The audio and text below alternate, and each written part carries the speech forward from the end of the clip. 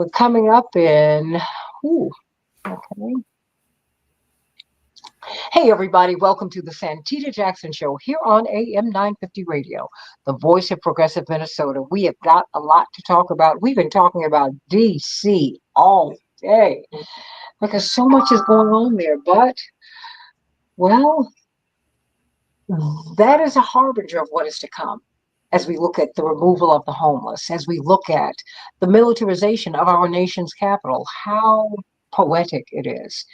They're going to have ICE and the FBI and the National Guard and the police have been federalized just on those streets. See, DC is a little bit more than 700,000 people, so it's a wonderful place where you can test all of this out. Because also, it's not a state, so they don't have the rights that other Americans have. Even though most people in DC, the overwhelming majority of them, are not transient. Small fraction of people in Washington who go in and out with an administration. Most people in DC are working folks. So let's talk about that, everybody. Let's talk about the president who vowed this week to rid Washington, D.C. of homeless people, not homeless encampments, as I've been reading in news articles. Homeless people. He said the homeless, quote, have to move out. Yeah, Wait a minute, yeah. all caps Eviction. immediately. Yeah, an eviction from the public space. Well, absolutely. And I mean, and what are they supposed to be, out of sight, out of mind? And many of them are veterans, but they're Yeah, all human beings. And no human being deserves to be unhoused. And I mean, not just thrown in some place, but I mean, given a decent place to live. And I've got two of the most brilliant and compassionate voices for those who are just on the downside of advantage. You have a lot of working people, Keith McHenry and Donald Whitehead, who are homeless, who are living in their cars, if they're fortunate enough to have one, who are going from homeless shelter to homeless shelter every day. More and more Americans, about half of Americans, cannot afford to rent an apartment in the city in which they live. They don't make enough money, let alone buy a house. Just throw that out the window. And we're living in a time in which you're watching the Texas Democrats not run away, but run toward freedom. They're trying to highlight gerrymandering that is threatening to pull some of the loudest, most courageous voices for those who are living on the downside of advantage.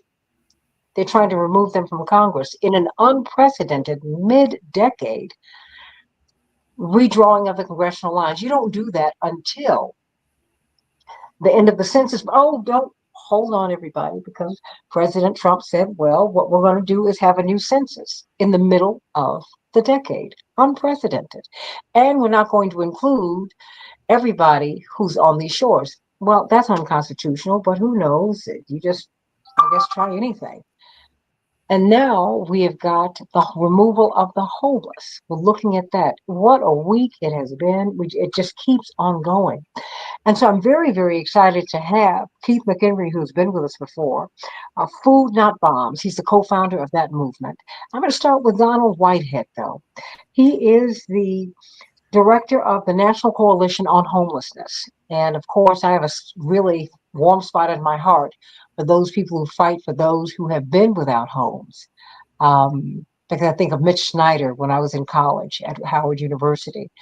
And he was someone who left nothing on the table, God bless him, just fighting so valiantly for those who were homeless. I mean, in a city that has so much wealth. And, I have to tell you, Donald Whitehead and Keith McHenry, the night that my father spoke at the Democratic Convention in 1984, after he finished his historic presidential run, you know what stuck out in my mind? It was my birthday that night. And my father walked to the podium. It was almost to the minute of my birth.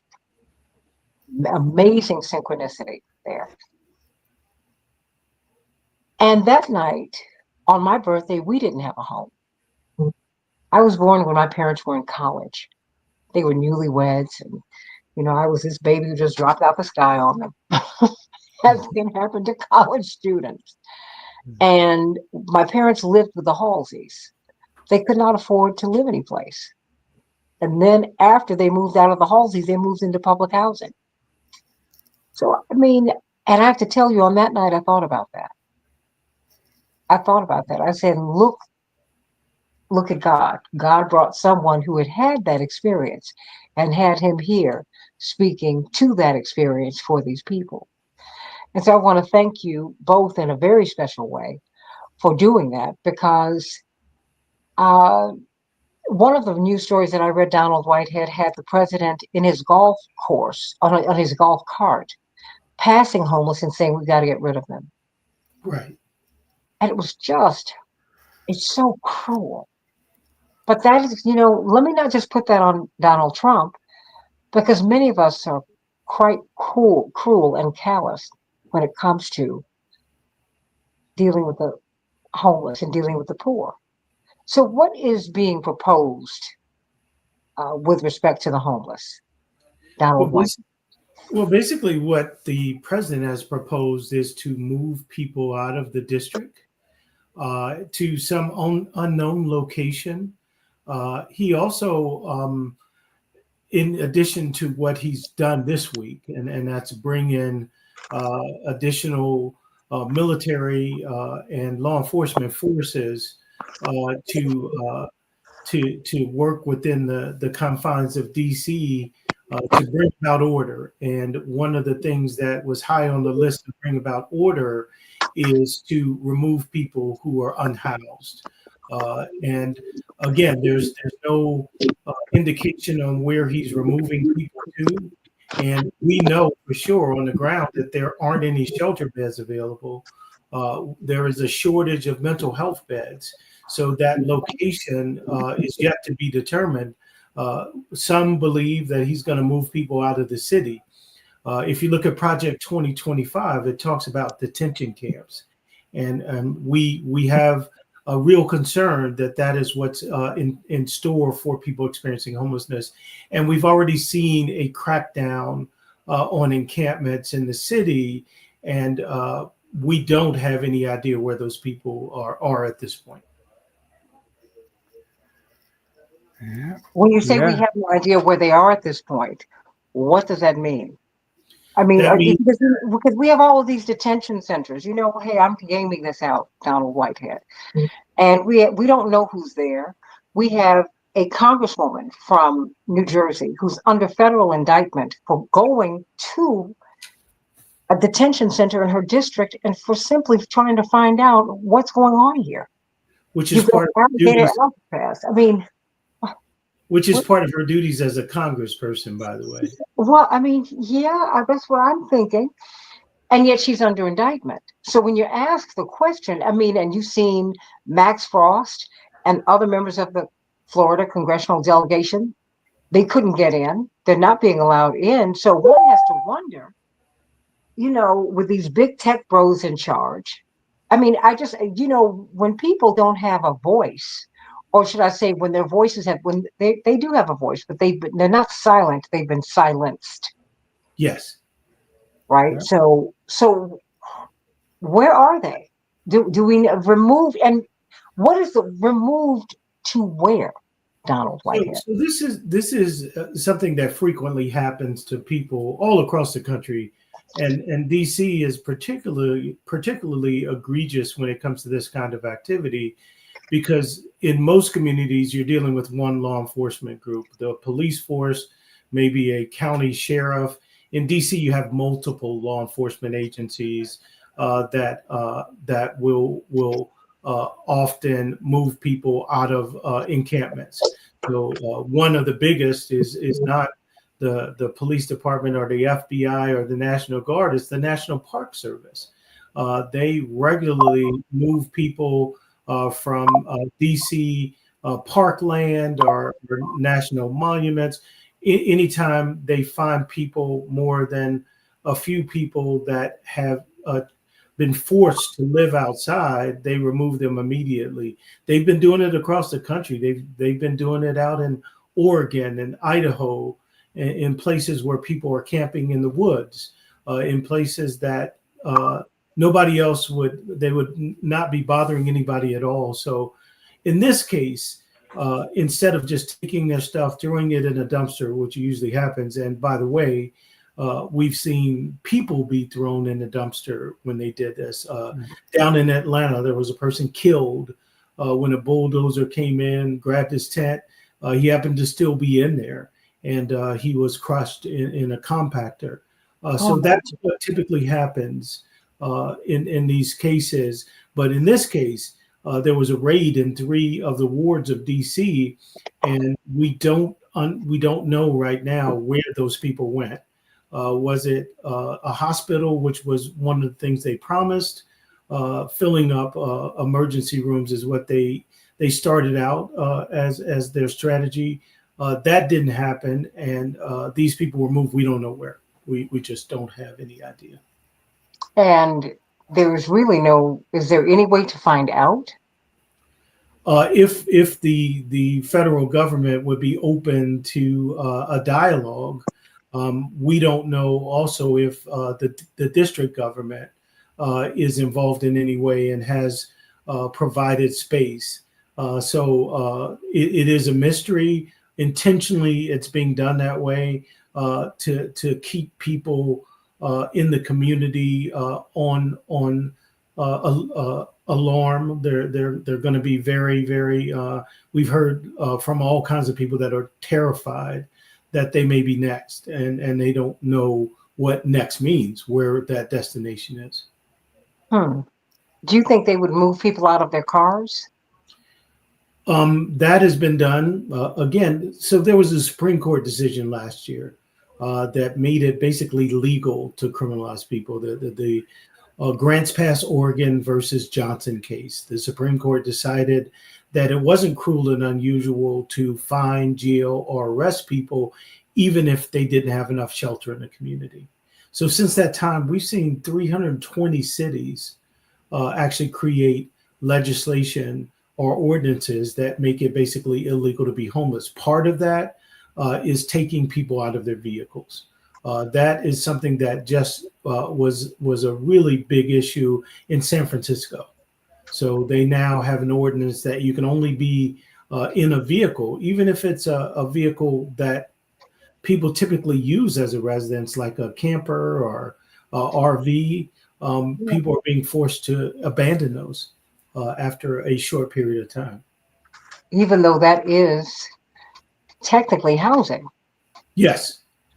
And Keith was shaking his head, so I think he may have had some experience with this. It's actually so bad that there's an advocacy group that's been formed just to address the issues that are encountered by people living in those types of units.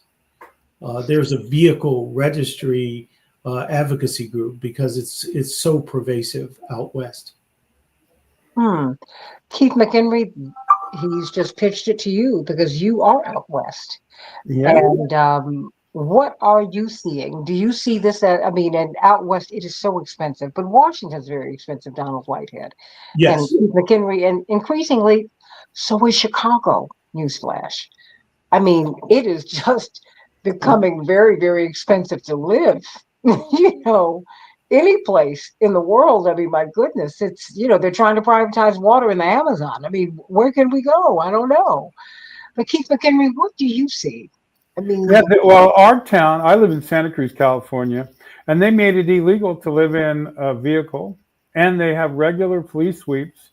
And the state of California provides millions of dollars to get rid of the homeless out of our community and out of others.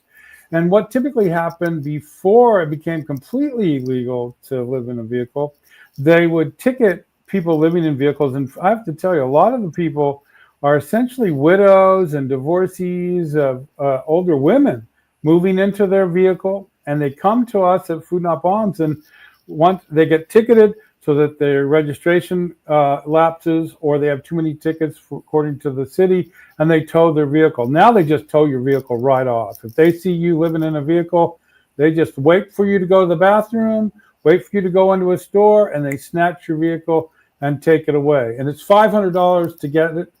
Within the first fee is $500, and it's hundreds of dollars. And usually people abandon all their belongings in their vehicle, including their photo albums of their family, their medication. They lose their ID and all that, and they have to start over. And the most tragic thing is for older women coming to us thinking there's a women's shelter, but there is not, and it takes a long time to get in the shelter. So in San Jose, the neighboring city, they just passed a law that it's a misdemeanor to be on public land, and if you refuse shelter 3 times, you get arrested and put in jail for misdemeanor. The thing is that there's only one, there's only one bed for every 3 people living outside in San Jose.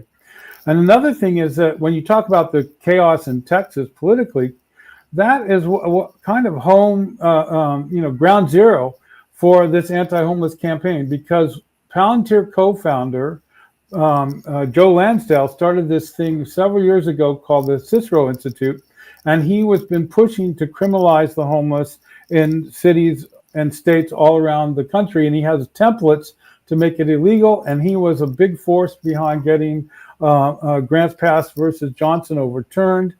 And so what I fear, and I know before COVID, our local politicians were discussing moving the homeless to this place called Camp Roberts, which is the California National Guard facility in the middle of nowhere off of Highway 101. And they're now starting to talk about that, where they would just transport all the homeless to this military base in the middle of nowhere near San Miguel, which basically has a 7-Eleven, that's their store. And then, and you'd have to walk like probably about 15, 20 miles to get there. And the real issue is, will they let people out? Because the thing that Trump's executive order and what he's talking about sending people out of Washington, D.C. is civil commitment. And I've lost a number of friends to civil commitment already before all of Newsom's anti-homeless executive order, before Trump's homeless executive order. And it's frightening, because you're just a normal, innocent, happy, unhoused person living in a vehicle, and the next thing you know, they put you in a mental facility against your will, and then you become a ward of the county of Santa Cruz, and then all your money is controlled by an executor that is appointed by the county, and then you have no choice. And one of my friends, he lost 100% of everything that he owned. The other friend of mine, Cherie, she got put in mental hospitals. She was like, basically, she was taken off the street because she wore rainbow clothing, and she was a happy person, and she just wanted to live that way. And they kept telling her you had to take psych meds. She wouldn't take them. So they captured her. 6 months later, they released her. She didn't like the psych meds, so she went cold turkey, had a heart attack, and died within a week of getting out of the mental hospital. So the thing is that Proposition 1 in California also predicted that they would get this bond measure to build facilities to put 1/3 of the homeless into these internment camps, basically, against their will. And I think, I remember my wife, Andrea, and I, back in 1985, when they started the whole anti-homeless rhetoric in our business association, Kenmore Business Association, we wrote a letter saying, if you're going to dehumanize our neighbors, the people we love that live outside, it's going to set the stage where it'll be okay to intern the homeless in prison camps, as happened in Germany in preceding World War II. And any authoritarian regime, that's how it starts. It starts with the marginalized population. And the other thing that we've seen is just misinformation campaigns. The other person that is involved in that Cicero Institute, and I think this is incredibly important, is Peter Thiel. Yeah. We know that Peter Thiel is very closely connected to JD Vance, and probably five or six other cabinet members. So we're talking about people at the highest level of government who are really pushing this idea of criminalizing and demonizing people experiencing homelessness. Well, I think it's important for us. Let's go back to Peter Thiel for a minute, because he's not just he's not a peripheral figure in JD Vance's life. He is his sponsor. He was, I think he's been mentored by some very powerful people, but his last most powerful mentor has been Peter Thiel. His first job. I mean, and he is now, and he pushed him onto the ticket. Yeah. And one could argue that he can push him into the presidency. That's what he's doing. And when you look at what they're doing, I mean, Peter Thiel is anti-homeless people. He is, absolutely. Can you It's explain? basically anti-working people, apparently. I mean, look, if they've taken all of the data from Health and Human Services, Treasury Department, all of that, and they've centralized it in his Palantir. And Palantir is also, we have a connection here in Santa Cruz. The family that provided the predictive policing software is the Coonertys, and they own Bookshop Santa Cruz in here. And the husband the owner of Bookshop Santa Cruz is the top person at Meta, and they're using their metadata also. So, for instance, one of the things in San Jose is they're using AI to find where the homeless are so they can go out and grab them. And they've got drones and cars that just send in information to a centralized place. And we are starting to have that happen here in Santa Cruz, where they're using drones to find homeless people in the woods. They can go out and capture them. But there, like I say, we had a list of, like, the shelter had a list. We're supposed to only have 800 homeless people in Santa Cruz, which is not true, but that's what they say. And they put 750 of the homeless on a ban list, not allowed to be in the shelter. So, that's incredible to actually ban a majority of your homeless, almost everybody but the 60 people that were in the shelter, from being in the shelter. And so there's no shelter space, just like in San Jose. And yet they grab the people, they send them all, they push them from place to place, they take all their belongings. Some months we spend over $1,100 on sleeping bags and pup tents just to keep people in some kind of safety. And then the police come out and confiscate it all and throw it away. I was arrested filming them taking everybody's belongings outside the homeless shelter, Housing Matters. Because they don't want people doing that. And that's happening all over the country now, where people try to take photos and videos of these police sweeps, and they're starting to make it illegal to do that. Mm-hmm. And then there's now, I did 500 days in jail for feeding the homeless in San Francisco, and faced 25 to life in prison because they were trying to drive the homeless out way before Newsom came in. And Newsom said he'd end homelessness in 10 years, and now it's like 25 years later. And it's just that the reality is that the wages are too low and the rents are too high. And I have friends that work 2 jobs and live in the woods. I had one friend who thankfully got a 40-hour-a-week job.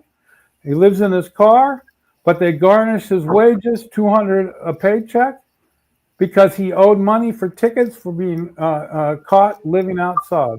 And millions of homeless people are like that. And then every day I get call after call from seniors in America that have no food, that think I could make home deliveries.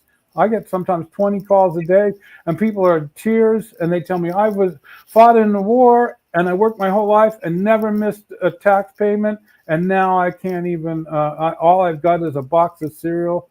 Or some people are eating cat food when they call me up. Some people haven't eaten in 3 days, 4 days. And these are housed people. So these are housed people about to be unhoused that are now going to be facing the situation of being placed in concentration camps. And people used to, they'll never round up the homeless, put them in concentration camps. And I go, well, what about Japanese internment camps? That wasn't such a cool idea. We've done something like that before. And we've never had an administration in a country that is as fascist as we currently have it. So I wouldn't be surprised if they start putting people in concentration camps. But the issue is homeless people are independent, minded, smart people often, and they're not going to put up with it. So this could get to be really a very uncomfortable situation for America. I'm trying to find out, Donald Whitehead, director of the National Coalition on the homeless. Help me to understand, what is the plan? Because I was reading your accounting of the president's press conference, and you said it was informationless. What did you mean by that? And do you think that was purposeful? I think it was purposeful. I did not hear a plan. Basically, he touched on homelessness, and he basically said that homeless people had to move out of DC. And think of how nonsensical that is to have someone talk about people who are not able to find housing moving to some other place. He basically said people weren't welcome, and these are the very same citizens that have provided services. One thing we don't think about in the equation here in DC is people who were working service sector jobs in some of those departments that he shut down. Now, people who were in those, high level jobs are not going to go right to homelessness. There's a downward trajectory. But some of those people that worked in those buildings, they worked in the restaurants, they worked in transportation, they were maintenance employees in those buildings. They've lost all of their income. And some of those people are who we're talking about right now. 20 to 25% of the people who enter the homeless population in DC are entering it for the first time, meaning they have lived successfully in society's definition of success, and now they're in a homeless situation in a place where there's not enough beds. And that's the thing that we know about almost every city in the United States. I would say actually every city. There's not enough shelter beds for the population, certainly not enough for families. And we've seen this dramatic growth that is really tied to the increase in housing costs in this country. We could also talk about the ARPA dollars, the dollars from COVID that are not on the table anymore. And so those resources really help to house a lot of people. They're gone. But to your initial question, there is no plan. There isn't a plan. I would say that the Project 2025 is the plan, and that plan does call for detention centers.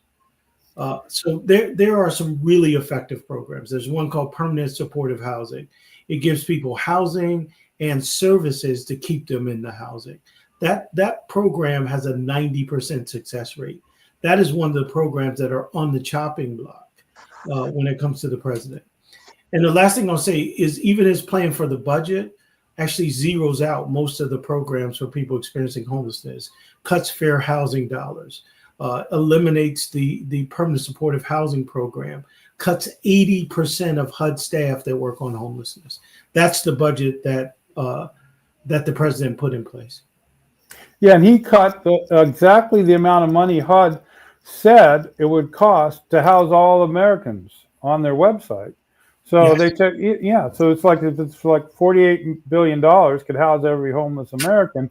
Well, let's get rid of $48 billion. And then now you've got this even greater crisis. My brother, when you're talking about where they're going to go in DC, my brother was homeless across the river in Virginia with his wife and his daughter for many, many years. I believe 18 years on that side. Then they moved up back to Boston and Cape Cod.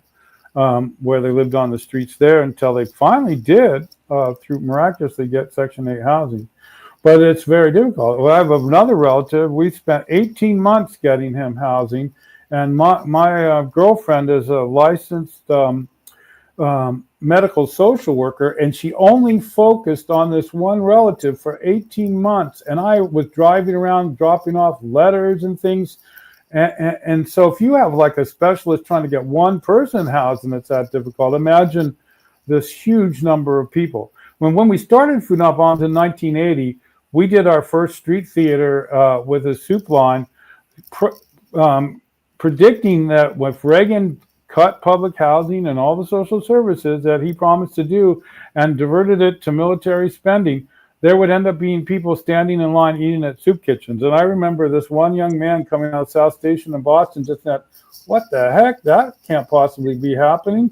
It's already 30 days into Reagan's administration and was already soup lines.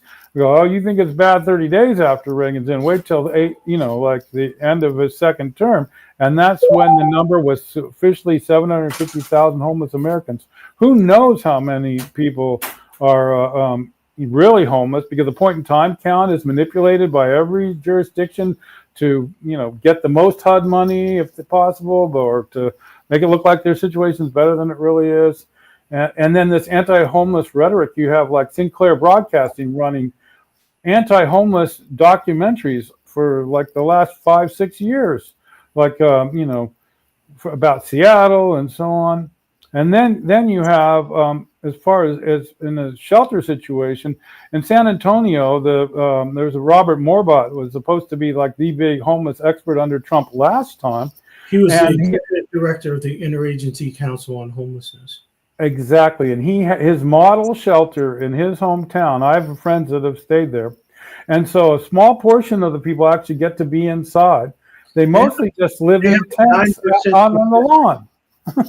Their success rate there is about 9% compared to a 50% success rate for the other model. Yeah. Why do you think that there is such a disparity, Donald? Well, in his programs, people getting out of homelessness is not the goal. The goal is basically to punish people. Keith was talking about how the shelter set up. Only a few people get to sleep inside.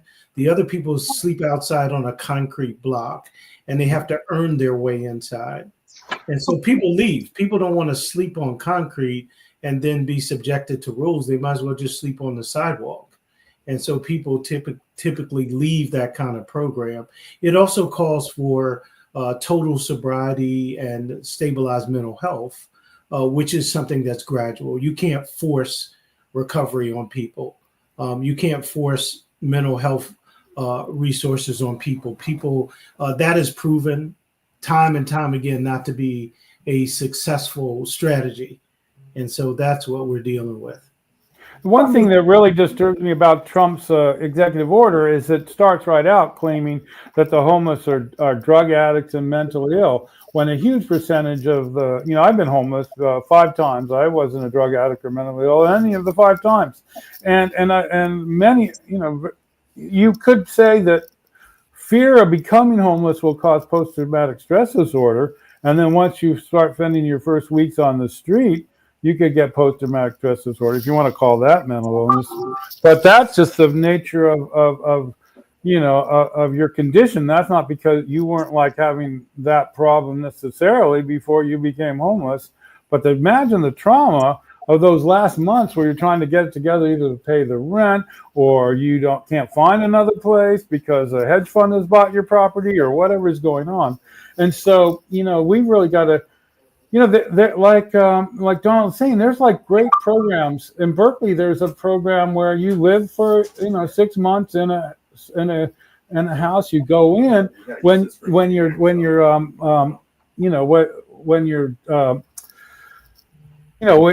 not clean and sober. When you come out, you're clean and sober, but you're in the actual not on the streets. But that's the other thing. Imagine you go to jail, or you do thankfully get into Janus or a drug program.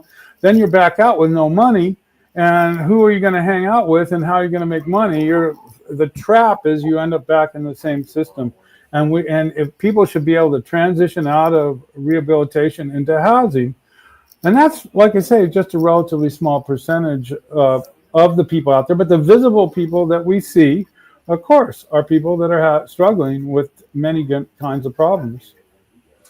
But, I'm trying to find out, it seems like this is mission creep, Donald Whitehead. Because, okay, he already has signed the executive order to remove the homeless from federal lands. Okay. And he's moved on to the cities and the states. My question is, where are the homeless to go? I mean, when I see these encampments that are growing, and it's this is not something that's just coming out the sky. There is money that is being invested in plans to create more and more encampments, and encampments have to be populated by people, right? Yes. I mean, and I'm just wondering, are we looking at, and I know that the caveat on Black people's freedom from slavery is that, okay, well, if you go to jail, you basically become a slave again. And we now know that these prisons, basically the factories, if you want to know where manufacturing in America is gone, go to a prison. The I mean, prison industrial. is this what we're doing now? Yeah, the other thing I want to point out about these encampments that's really aggravating me is that people are in encampments because they need protection, right? So you put a single woman in her 70s in a doorway, she's going to get attacked, robbed, beaten, maybe killed. So people like are living together in these encampments for safety. Mhm. And so we lost a dear friend when the Santa Cruz city government evicted an encampment that we were working with the fire chief, to make very safe, and we had a whole plan for it. And then they just said, no, get rid of them. And so they pushed into the woods, and then there was a horrible wind, and a redwood tree fell on one of our on the homeless union member and killed her. Mhm. And so the purpose of these camps is for safety of people living outside. But if you dehumanize the people living outside and make them they're not worthy of anything, it's almost like the Palestinian conflict, where you go, where they're very similar, where you're saying, well, these are human animals, they're not people, so we can just kill as many Palestinians as you want. That dehumanization of the other is just what happened in Nazi Germany, and it is definitely happening right now in America. Well, I mean, but Donald, I mean, to your point, Keith, Donald, that already happened in the United States. Black people are 3/5 human. It's like Yeah, we haven't exactly. gotten it. That is what we do. Donald, I mean, help me to understand, because you now have a tiny house movement. So Americans can't afford to buy a house. So basically, they get a trailer, right? Right. I can live in 400 square feet. That's what I'm going to do. I mean, it might look cute, but I guess, my parents are in their 80s. And so when I perchance am visiting them and you turn on one of these shows, they're like, what? Both my parents are like, what is going on?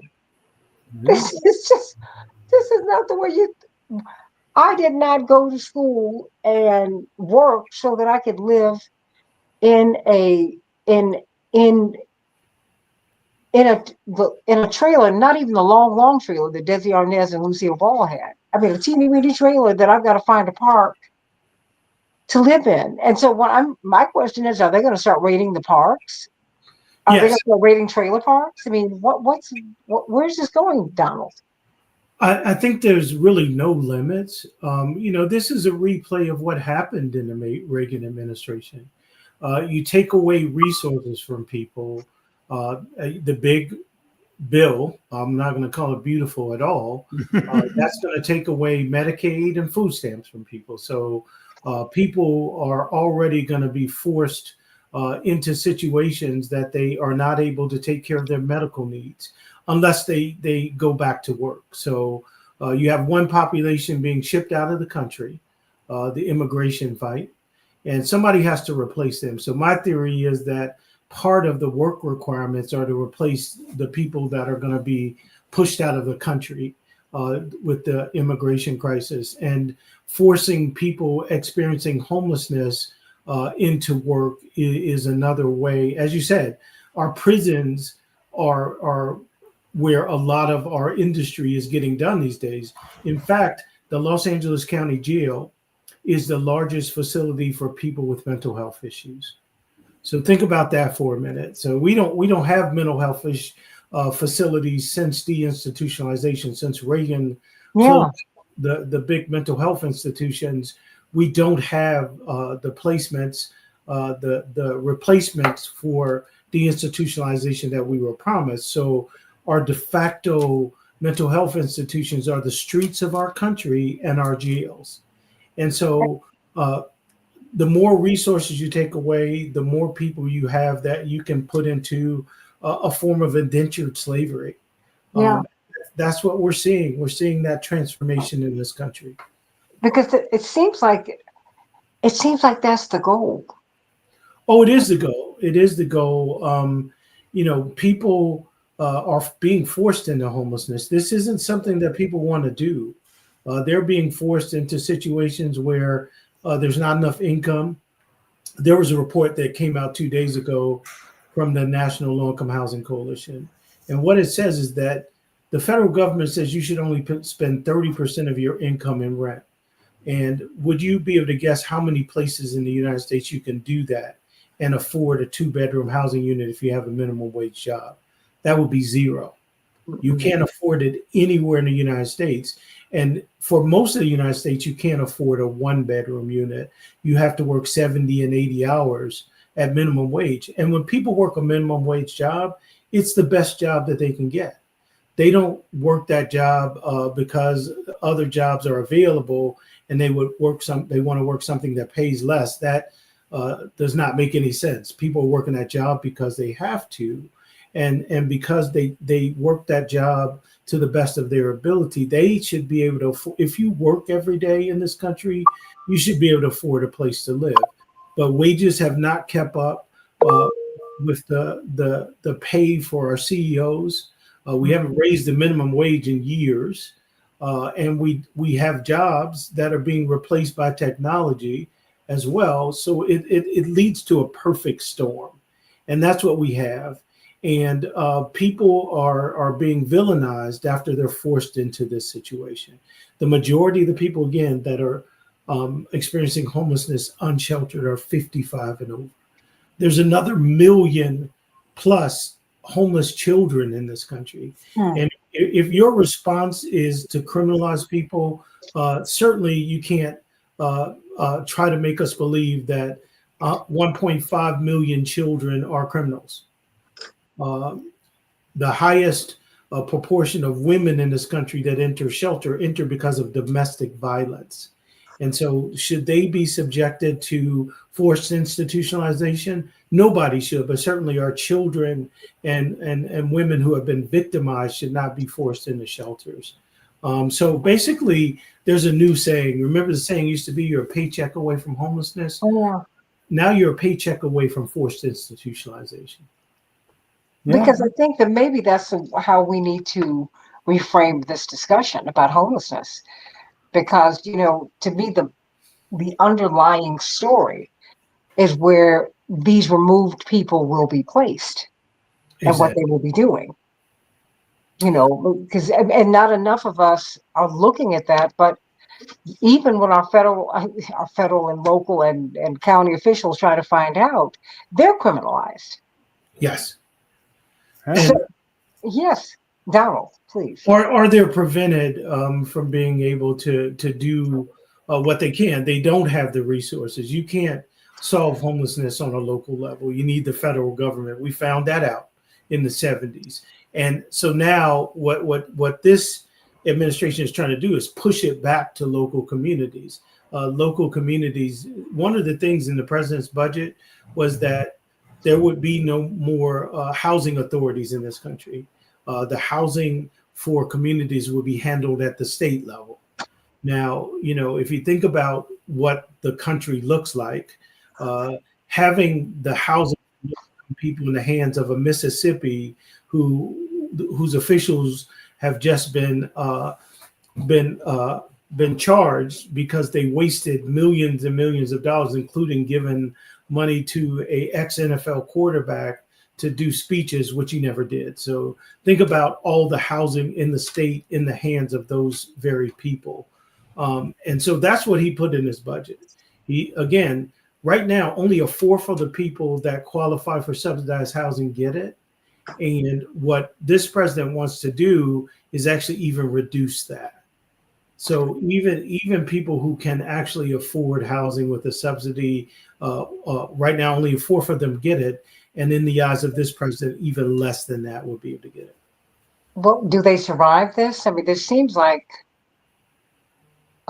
it seems like this is a very, very difficult system to survive. It is. And it's almost impossible for most of the population. The numbers just don't add up. If you have to endure your housing every year, eventually you won't be able to maintain that housing. And that's what's happening to a lot of people. It also has racial implications as well. There's a disproportionate amount of people of color that are in homeless communities. You know what the rate of homelessness among people of color is in the Washington, D.C. area? No. 5% of the homeless population are people of color. What is the percentage again? 85%. Wow. And How so, and how many of them, well, I mean, have been veterans, have worked, are working? I mean, because so, that's, so yes. here's the other thing. This is a president that always talks about support of our veterans. Yeah. And his veterans, he calls them most of the time. So one of the most effective homeless programs has been a program called the VASH program. And that program provides subsidies for veterans. We have had tremendous success in reducing veteran homelessness. It's now between 10 and 20% of the population. He zeroed out that VASH program in his budget. It has been restored by the House, but it's zeroed out in the Senate as well.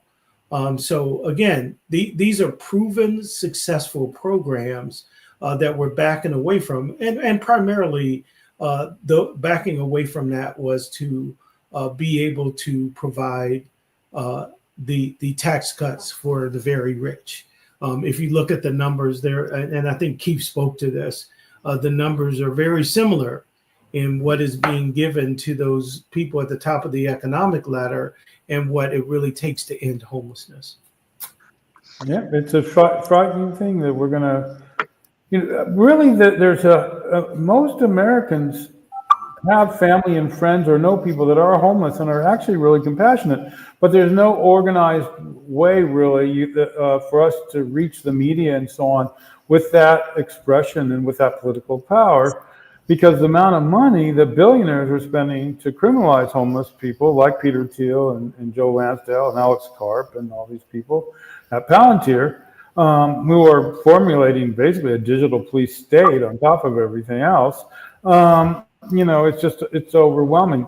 But thankfully, most people, we find we have so much outpouring of support for homeless people just coming to Food Not Bombs all the time with, clothing and food and everything. So there's all this actual on the ground appreciation and real love. And then for people living on the streets, but you have a minority of very powerful, rich people. Like in our city, we have what we call the West Side, where the top attorney for Google, for Alphabet, her husband's the head of the local anti-homeless organization called Take Back Santa Cruz, and they have a mansion by the sea and everything. And yet he spends his energy trying to have homeless people towed, including Alicia Cool, the president of the homeless union here. He spent months and months and months trying to convince the mayor to tow her RV with her 3 little kids and disabled husband. And, it seemed like this dehumanization of the homeless is, I think, what is allowing this to happen. And we have seen the media drumbeat against the homeless since the 80s, since the impact of Ronald Reagan's 8 years of trickle-down economics or whatever it was that was supposed to be happening, and now we're seeing the outcome of that, because millions of people didn't decide, I'd like to quit my job and move into a tent and do some drugs on the street. That's illogical. People weren't doing that in the 70s. Why all of a sudden at the end of the 80s they thought that was all the rage? And it's not. It's because of economic and political policies that are directly diverting money to the military. We have a nearly $1 trillion defense budget, while groups like mine are declared domestic terrorist organizations. So, and I would not be surprised. I know the DC Food Not Bombs volunteers, they've been struggling to defend people on the streets. The same with the Chicago kids, the people in Minneapolis, and the people all over the country. And we're getting the same stories in city after city where we're sharing meals with the hungry, and then there's threats to arrest us in places like West Palm Beach and Eugene, Oregon, and Burlington, Vermont, and we've had waves of arrests in Tampa and Fort Lauderdale and Daytona Beach and Orlando and Arcata, California. So it's like this whole demonization It's what they did in, it's how they got people into concentration camps in Germany, is there was the other, the useless eater, and that's what we're facing here. And that's coming from the World Economic Forum. Yeah, Yuval Harari, who is, like their foremost intellectual in that group. He talked about useless eaters and there being, but then you've got Bill Gates and others who say, we need 2 billion people in the world and we've got 6 billion people too many. I mean, if you have to listen to what these people are saying. Donald Whitehead, before we go, help us to understand the consequences of homelessness. I can't help but think that everybody's got something that they were sent here to do. Everybody matters. Everybody matters. And when you cut these human beings off from services, they could get sick and die. Absolutely. Or become so dispirited that they just say, no one cares about me. I mean, Or I had Keith on before talking about how, they've legalized euthanizing poor people in Canada. I mean, is that where we're going? Donald. I hope not, but we basically are euthanizing people with our policies. Yeah. So you have shortened lifespans. The average homeless person lives to be 50 something. Hmm. We have a incredible amount of violence perpetrated against people. Keith talked about people moving into isolation. They become targets for gangs. We've seen an uptick in the number of serial killers who target people experiencing homelessness. So it isn't a game. It's a very, very serious issue. People do die because of curable diseases. Every year we do Homeless Memorial Day. The numbers are in the tens of thousands of people who died without a home. And that really is scratching the surface because unfortunately, most coroners don't track housing status. So we get a number that's reported to us by nonprofit agencies, but the number is much, much higher.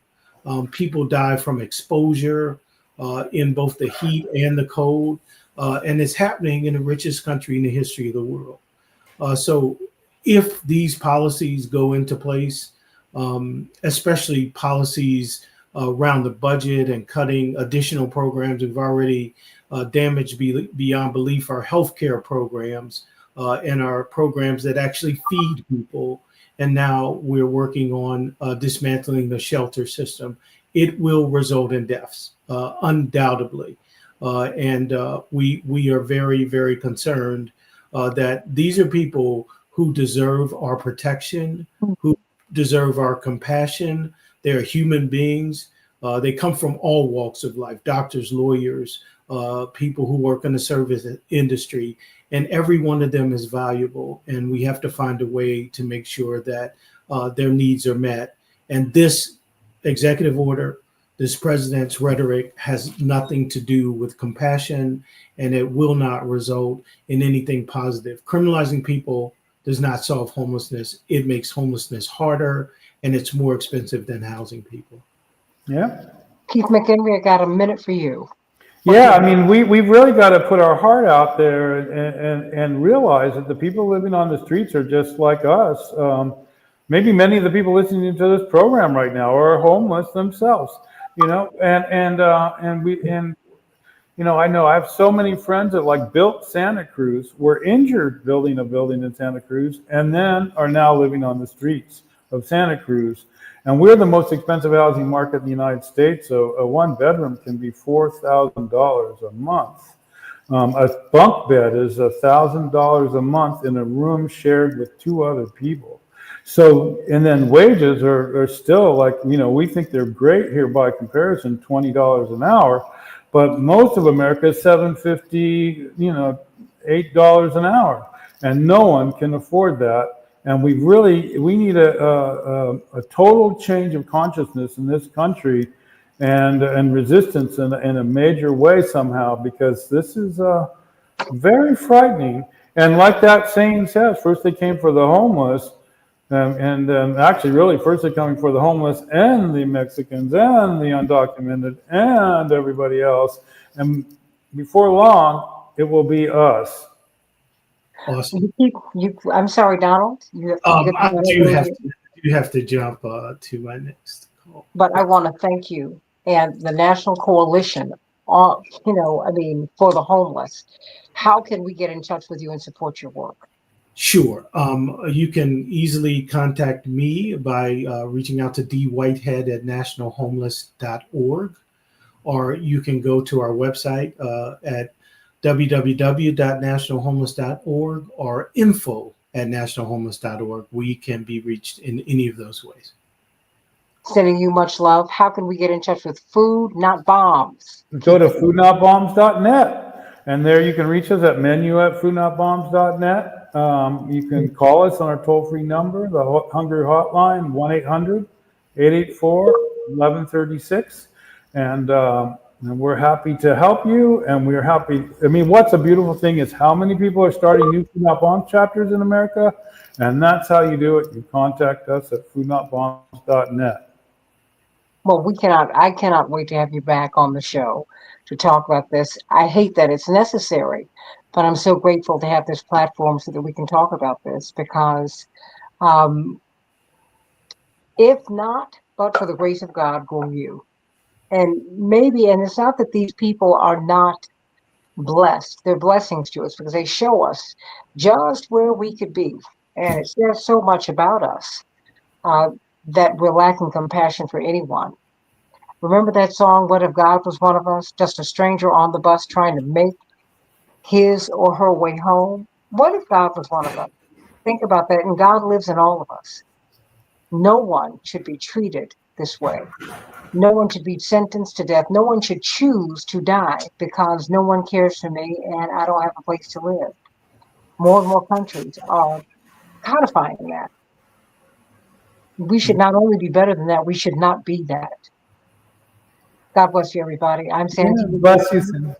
God bless you as well. Thank you so much for the opportunity. Oh, thank you. Thank you for your work. Thank you for having us. It's beautiful. Thank you for your work. AM 950 Radio, the voice of progressive. Good night, everyone. Take care, Donald. I hope to see you in DC sometime soon. Okay. Bye-bye. God bless.